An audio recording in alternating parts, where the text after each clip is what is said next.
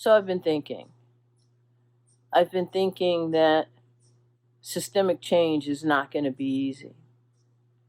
I was talking to a friend of mine the other day and my mentor, and he asked, could I have imagined this 6 months ago? And I frankly said no. I mean, who could have imagined a global pandemic, more than 40 million Americans unemployed, and the death, the murder of a black man captured by a teenage girl on the street corner to be the start of a revolution. And I call it a revolution, and I say it's a revolution because it's revolutionary thought. You know, there's a lot of social media out there about what's going on with the protest, what people are asking for.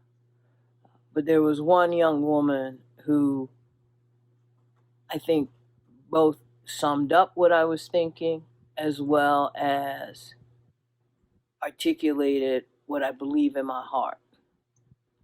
And what she said was at the end of her talk, at the end of her education to us, what she said is what people ought to be grateful for is that black people want equity, not revenge.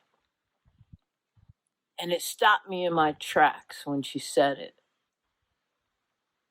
because that's what I think we want.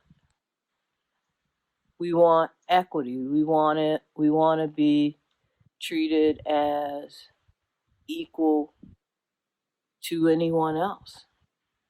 We want opportunity. We want to not be shot because of the color of our skin. We want to have access to health care and not die at a greater proportion than other populations from a global pandemic. We want access to education that is right and equal. We want access to anything. We want the right to vote. We want the right to vote and not in gerrymandered districts. We want to not have to wait 6 hours in the rain to vote.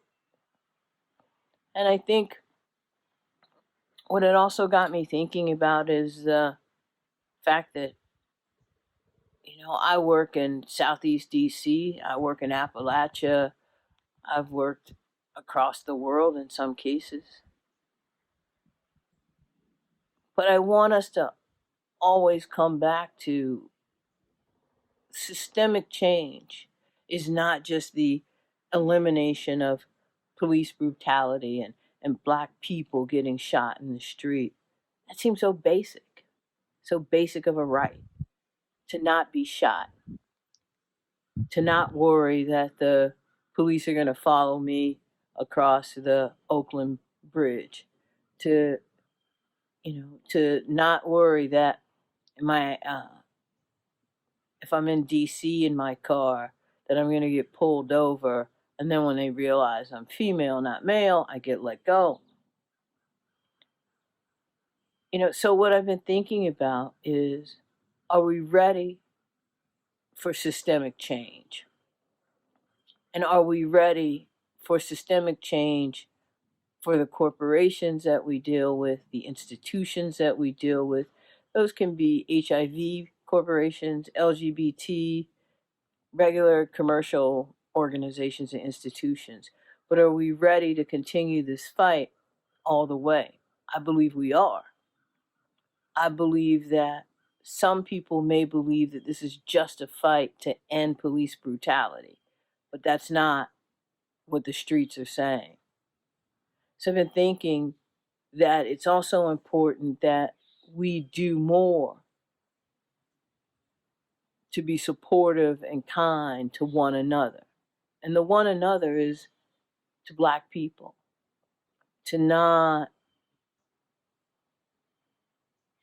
hold fragile the blackness that we share, to see it as a fragile thing, to understand that privilege is not just a thing of white people. That privilege, race, class, and privilege. Privilege is something that some of us black people have too. And what do we do with it? How do we use it? Do we use it to lift up our brothers and sisters? And that's all, not a select group, not just those, but that we've made a commitment to help all black people, that we've made a commitment, in my case, to help all black people, all poor people, the suffering, that I can no longer be in a position where I put people down, throw shade, if you will. Those things that we often do to one another can be more harmful.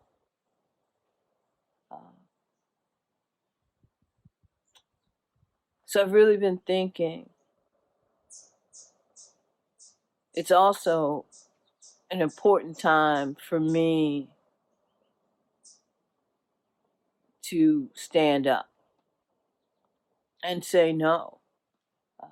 Because I think all of us have probably had experiences, had traumas, experienced racism or classism, and had little place to turn. But I think now is a time where we and I have to stand up and say, no, it's not okay. It's not okay to treat me, mine, us, we that way. Whoever that us and we may be.